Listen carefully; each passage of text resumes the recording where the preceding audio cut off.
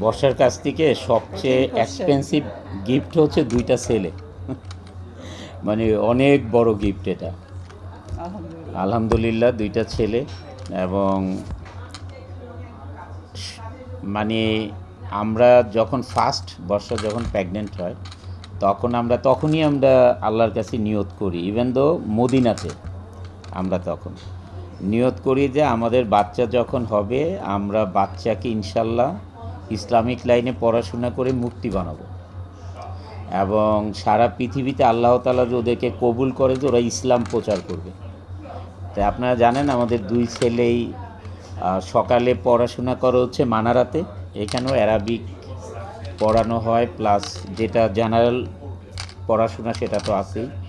আবার বাসায় যায়, যে খাওয়া দাওয়া করে, টিচার আসে, তারপরেই চলে যায় হচ্ছে আবার মাদ্রাসা। যখন এশার নামাজের আজান দেয় তখন মাদ্রাসার থেকে বাসায় আসে। তাই ওদের খুব হার্ড টাইম যাচ্ছে এখন, ওরা সময়ই পায় না।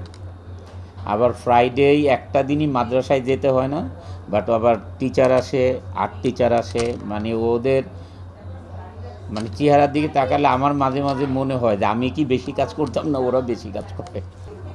স্ক্রিনে দেখতে পাবেন, তবে অভিনয়ে না। যদি আল্লাহ তাআলা কবুল করেন তাহলে ইসলামিক মানে কোথাও স্পিচ দিচ্ছে ইসলাম নিয়ে, সেটাতে দেখতে পাবেন ইনশাআল্লাহ। দোয়া করেন।